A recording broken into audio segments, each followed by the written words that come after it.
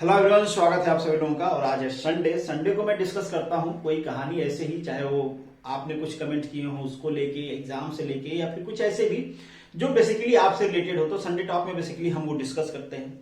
आज जो हम डिस्कस करने वाले हैं वो आपने थंबनेल देखा होगा, आपको पता भी चल गया होगा कि आज हम सुप्रीम कोर्ट का एक जजमेंट डिस्कस करने वाले हैं। क्योंकि रिजर्वेशन को लेके है, काफी सेंसिटिव मैटर है और आपसे रिलेटेड भी है, तो आपको जानना भी चाहिए। डिटेल में हम डिस्कस करेंगे कि सुप्रीम कोर्ट ने क्या कहा है, क्यों कहा है, क्या मैटर था, ये सारी चीजें हम वन बाय वन करके डिस्कस करेंगे। डिस्कस करने से पहले एक चीज मैं आपको कंफर्म कर दूं कि यहाँ पे मैं जो वेल एस्टेब्लिश लॉ है उसको डिस्कस करने वाला हूं, और उस पर क्या जजमेंट आया सुप्रीम कोर्ट का और क्यों आया है वो डिस्कस करने वाला हूं। ये डिस्कशन यहाँ पे मैं नहीं करूंगा कि रिजर्वेशन जस्टिफाई कैसे है या फिर रिजर्वेशन का क्रिटिसिज्म क्या है। ये एक अलग डिबेट है, इस पे कभी और डिबेट हो सकती है, और कई बार मैंने इस टाइप के वीडियोस बनाए भी हैं। पूरा जस्टिफिकेशन, क्रिटिसिज्म क्या है, कैसे होना चाहिए, मेरा ओपिनियन क्या है, ये सारी चीजें हमने ऑलरेडी डिस्कस किया हुआ है, रोस्टर पे भी डिस्कस किया हुआ है। तो वो सारी चीजें यहाँ पे डिस्कस नहीं करेंगे। यहाँ पे केवल और केवल टू द पॉइंट जो जजमेंट है वही डिस्कस करूंगा। आपसे मेरी रिक्वेस्ट ये है कि आप भी टेलीग्राम का जो ग्रुप है उसमें या फिर इसके कमेंट बॉक्स में कुछ ऐसा मैसेज ना करें या किसी को कुछ ऐसा ना कहें जिससे कोई हर्ट हो, क्योंकि ये चीजें हैं, हमारे सोचने से, हमारे कहने से ये बदलेंगी नहीं, ये है, चल रहा है। तो आज हम ये समझने की कोशिश करेंगे कि बाय लॉ क्या लूप फॉल हो गया था, सुप्रीम कोर्ट का जजमेंट क्या है, और इससे पहले इस चीज पे जो हमारे हाई कोर्ट्स हैं उनका क्या जजमेंट था, ये समझने की कोशिश करेंगे। पूरा मैटर आपको समझना है तो पहले यह समझना चाहिए कि क्वेश्चन मार्क क्या था। तो क्वेश्चन मार्क आपने कभी सुने होंगे, पेपर में भी पढ़ा होगा, न्यूज भी शायद कभी आपने देखा होगा, और सबसे बड़ी चीज कि आपके व्हाट्सएप पे, टेलीग्राम पे या फिर सोशल मीडिया और कहीं प्लेटफॉर्म पे आपको कटिंग मिली होगी कि पर्टिकुलर इस स्टेट में ओबीसी का कट ऑफ या किसी भी रिजर्व कैटेगरी का कट ऑफ, एससी एसटी किसी का कट ऑफ जनरल कैटेगरी से ऊपर चला गया। ऐसा कैसे हो गया? ऐसा तो होना ही नहीं चाहिए।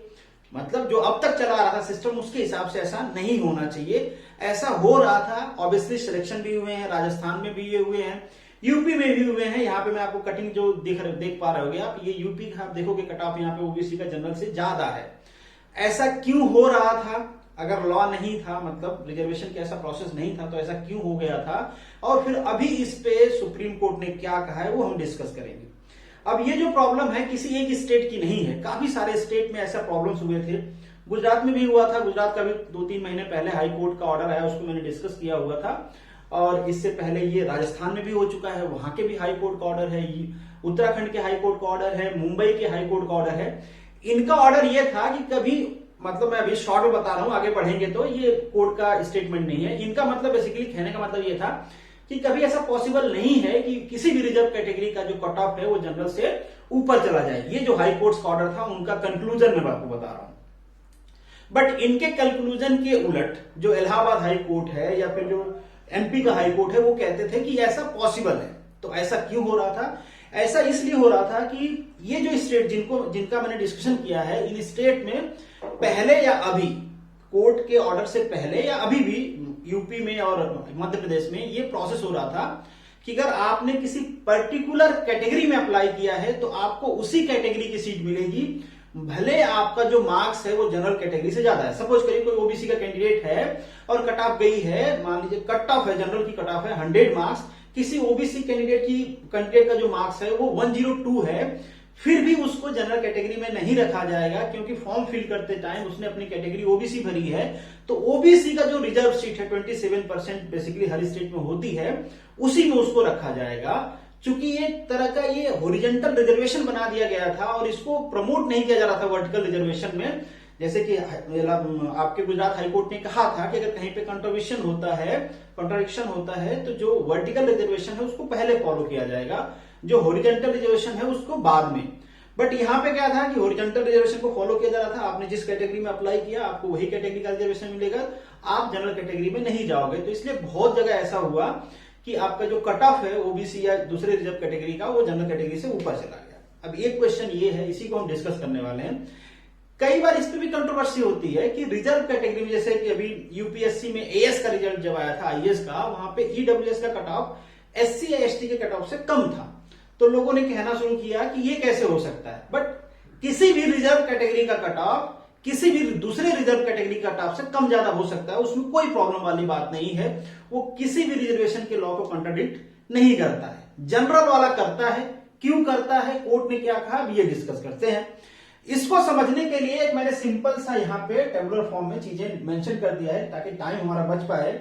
और ये जो ऑर्डर आया है सुप्रीम कोर्ट का, ये आया है Saurabh Yadav versus UP state. इनकी केस थी, इस स्टेट में सुप्रीम कोर्ट ने ऑर्डर किया है। अब ये सुप्रीम कोर्ट ने यूपी के सेंस में किया है, क्योंकि ये सुप्रीम कोर्ट का ऑर्डर है और सुप्रीम कोर्ट ने यहां पे कहा है कि अगर कोई भी स्टेट हॉरिजॉन्टल कोटा प्रीफर कर रही है रिजर्वेशन के लिए तो ये इनवैलिड है। अब उनको वर्टिकल के हिसाब से रिजर्वेशन देना होगा।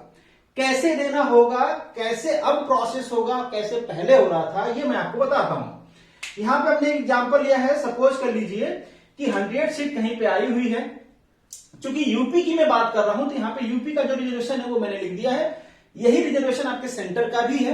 अगर आपके स्टेट में कुछ और रिजर्वेशन होगा, कहीं पे ये चेंज होगा, किसी में परसेंटेज कम ज्यादा होगा तो अपने हिसाब से कर लेना, क्योंकि ये और ये मोस्टली यही रहते हैं। इन दोनों में थोड़ा सा चेंजेज होता है किसी किसी स्टेट में। जैसे गुजरात में एसटी का 15% है और ये एससी का 7.5% है। तो ऐसे आपके स्टेट में अगर होगा तो आप उसको चेंज कर लेना, बट ये समझाने के लिए एग्जाम्पल है।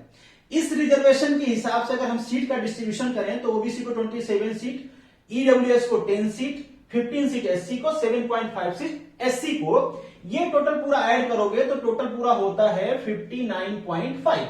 इसके बाद 100 में से जो सीट बचती है दैट इज 14.5, मतलब 14.5 सीट जो हो गई जनरल की होगी।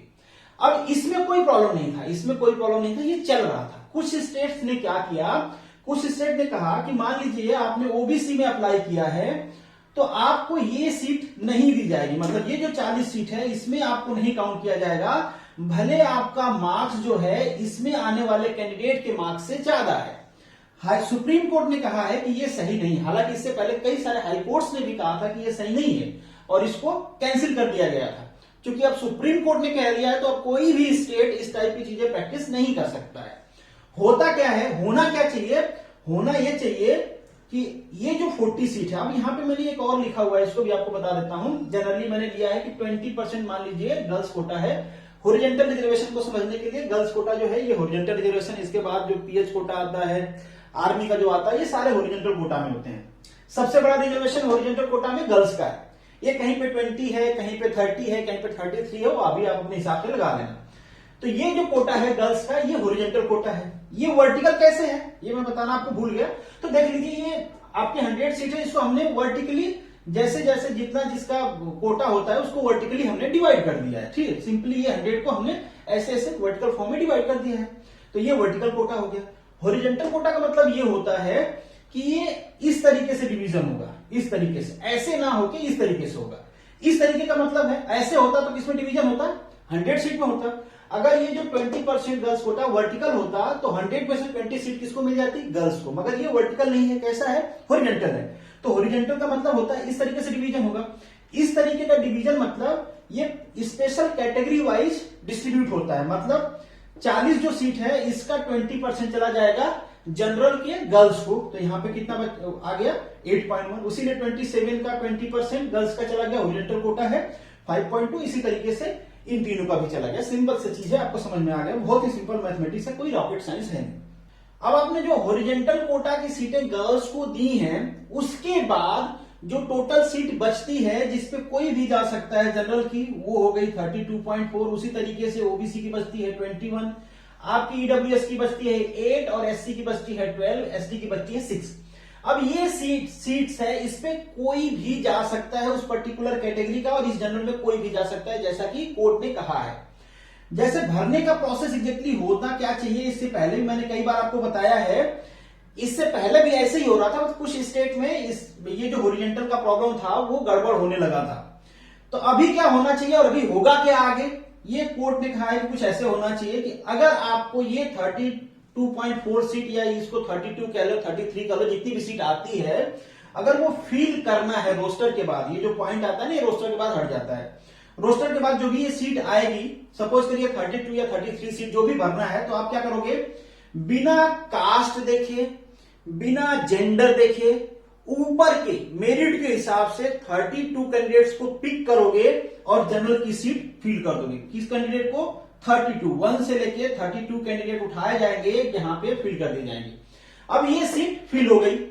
उसी तरीके से ये वाली 21.6 वाली सीट फिल होगी। इसमें ओबीसी कैटेगरी की मेल हो या फिर फीमेल हो, मेरिट के हिसाब से, इसमें जेंडर नहीं देखा जाएगा। हाँ, ओबीसी कैटेगरी होगी, बाकी कोई नहीं होगा। बट ओबीसी कैटेगरी में इसमें मेल भी आ सकती है, फीमेल भी आ सकती है। ऐसा कोई नहीं कह सकता कि फीमेल का कोटा हमने इधर निकाल दिया तो इस वाले सीट में फीमेल नहीं आ सकती। इसमें कोई भी आ सकता है ओबीसी वाले में। तो इसी तरीके से ओबीसी कैटेगरी, बाकी कैटेगरी को हटा के ओबीसी कैटेगरी में हम क्या करेंगे, 21 कैंडिडेट मेरिट के हिसाब से चूज करेंगे बिना जेंडर देखे हुए। जो भी 21 कैंडिडेट आएंगे उसको यहां पे रख देंगे। अब आप समझ गए होंगे। इसी तरीके से ईडब्ल्यूएस में करेंगे, इसी तरीके से एससी में करेंगे, इसी तरीके से एसटी में करेंगे। मतलब आपको बस यहां पे यही समझना है कि इस वाली सीट में आपकी गर्ल्स भी आ सकती हैं। ऐसा आप कोई नहीं कहेगा कि ये वाली सीट तो गर्ल्स की रिजर्व है तो इसमें नहीं आएगी। अब हम फील करते हैं गर्ल्स वाले में भी एक कंफ्यूजन होता था जो कि बेसिकली गुजरात में हुआ था। वो ये प्रॉब्लम हुआ था कि ये जो गर्ल्स की जनरल वाली सीट है, इस पे कहा गया कि जो बाकी कैटेगरी की गर्ल्स हैं वो नहीं आ सकती हैं। मगर कोर्ट ने कहा, गुजरात हाई कोर्ट ने कहा कि ऐसा नहीं है, और अभी सुप्रीम कोर्ट ने भी कह दिया कि ऐसा नहीं है। जनरल मतलब होता है जनरल अनरिजर्व, उसमें कोई भी जा सकता है। बट चूंकि ये हॉरिजॉन्टल कोटा है, गर्ल्स के लिए रिजर्व है, तो इसमें बॉयज नहीं आ सकते। बाकी ये जो 8 सीट है, 8 सीट जो जनरल की गर्ल्स की है, इस पे किसी भी कैटेगरी की गर्ल्स आ सकती है, किसी भी कैटेगरी की गर्ल्स। हाँ, यहां पे चीज मैं और कंफर्म करना चाहता हूं कि इसमें स्टेट्स ने क्या किया हुआ है कि अगर आप उसी स्टेट की गर्ल्स हो तभी आपको ये कोटा देंगे, अदरवाइज दूसरे स्टेट की गर्ल्स हो तो आपको ये गर्ल्स वाला कोटा नहीं मिलेगा। तो मीन्स कि उसी स्टेट की जितनी भी गर्ल्स हैं, कोई भी गर्ल्स का क्या किया जाएगा, एक मेरिट बनाया जाएगा। और जो टॉप 8 कैंडिडेट है मेरिट में, बिना उनका कास्ट देखे, क्योंकि अब हम जैसे मेल का भरे थे ना, मेल में तो गर्ल्स मेल फीमेल दोनों आए थे, बट यहां पे केवल हम गर्ल्स को देखेंगे 8 सीट के लिए। बिना उनका कास्ट देखे फीमेल कैटेगरी की हम मेरिट बनाएंगे और उसमें से टॉप 8 को उठा के हम यहां पे रख देंगे। तो हमारी ये फीमेल वाली जो जनरल की सीट है वो फिल हो गई। हमको ओबीसी की 5.4 वाली सीट फिल करनी है। इसमें हम क्या करेंगे कि ओबीसी कैटेगरी के फीमेल को लेंगे, ओबीसी कैटेगरी के फीमेल को लेंगे और वहां की जो टॉप 5 होंगी उसको यहां पे फिल कर देंगे। उसी तरीके से हम ईडब्ल्यूएस में करेंगे, उसी तरीके से हम एससी में केवल एससी वाली को डालेंगे और एसटी में केवल एसटी वाली को डालेंगे। मीन्स आपको समझ में आ गया होगा कि इस वाले सीट में भी गर्ल्स आ सकती हैं, ये उनका स्पेशल कोटा, इसमें आ सकती हैं। कंट्रोवर्सी क्या थी? कंट्रोवर्सी इस वाले पॉइंट को लेके थी और इस वाले गर्ल्स पॉइंट को लेके थी। इसमें कहा जा रहा था कि जो बाकी गर्ल्स हैं वो दूसरे कैटेगरी की नहीं आ सकती, कोर्ट ने कहा कि आ सकते हैं। इसमें कहा जा रहा था कि अगर आपने दूसरे कैटेगरी में अप्लाई किया है तो आप इस वाली सीट को नहीं ले सकते हो। अगर कोर्ट ने कहा कि अगर उसका मार्क्स ज्यादा है, मेरिट बेसिस पे वो आगे है, तो वो पहले ये सीट ऑब्जर्व करेगा। इसका मतलब ये जो 32.5 सीट है, इस पे कोई भी आदमी आ सकता है, उसका अगर मार्क्स उसके पर्टिकुलर उस कट ऑफ से ऊपर है। तो सपोज कर लेते हैं कि मान लीजिए 100 का एग्जाम है और 95 कट ऑफ चला गया, तो जो 95 कट ऑफ है, 95 से ऊपर वाला चाहे वो किसी भी कैटेगरी का हो, वो इसी सीट में आएगा। ठीक है, समझ में आ गया। तो यही एक कंट्रोवर्सी थी जिसे कोर्ट ने मना कर दिया। और कोर्ट ने स्पेशली कहा भी है कि अगर किसी भी स्टेट में इस तरीके का रिजर्वेशन प्रैक्टिस हो रहा है, हॉरिजॉन्टल रिजर्वेशन, कि अगर आपने ओबीसी कैटेगरी में अप्लाई किया है, एससी कैटेगरी में अप्लाई किया, एसटी में अप्लाई किया है, तो आप दूसरे कैटेगरी में नहीं जा सकते हो। ये गलत है, इसको एबोलिश कर दिया गया है, आगे से इसको प्रैक्टिस नहीं किया जाएगा। तो उम्मीद करता हूं कि अब आपको कोई डाउट नहीं होगा इसके सीट फिलिंग को लेके। इससे पहले भी मैंने कई बार चीजों को डिस्कस किया हुआ था, बट लोग कंफ्यूज हो जाते हैं। रोस्टर में भी मुझे बहुत मैसेज आता है, हालांकि मैंने वहां पे एग्जांपल बताया हुआ है, फिर भी लोग आगे उसको सीट ज्यादा एक्सपेंड नहीं कर पाते, कंफ्यूजन होता है। और यहाँ पे भी ये जो रिजर्वेशन है ये आपके स्टेट में अलग होगा, तो उस तरीके से आप रख के देख सकते हो कितना सीट। फंडामेंटल जो बेसिक बेस चीज है वो यही है कि यहाँ पे कोर्ट ने जो सीट फिलिंग है वो मेरिट बेसिस पे कर दिया है। हालांकि पहले भी मेरिट बेसिस पे था, सेंटर में ऐसे ही हो रहा था। कुछ स्टेट में प्रॉब्लम थी, जैसे कि मैंने जिनका नाम गिनाया आपको, यूपी में प्रॉब्लम थी, आपके एमपी में प्रॉब्लम थी, गुजरात में थी, आपके राजस्थान में थी, आपके महाराष्ट्र में थी, आपके उत्तराखंड में थी। और यहाँ के हाई कोर्ट्स के ऑर्डर भी थे, सब हाई कोर्ट्स ने मना कर दिए थे केवल एमपी की और इलाहाबाद हाईकोर्ट ने कहा था कि नहीं हॉरिजॉन्टल वाला जो हो रहा है उसमें कुछ भी गलत नहीं है, बट उसको सुप्रीम कोर्ट ने अब हटा दिया है। तो अब कोई भी हॉरिजॉन्टल कोटा प्रिफरेबल नहीं होगा, पहले वर्टिकल कोटा प्रिफर किया जाएगा, इसके बाद हॉरिजॉन्टल कोटा लगाया जाएगा। तो this is the end of this video. Thank you so much for watching this. मिलेंगे नेक्स्ट वीडियो में, तब तक के लिए all the best, good luck.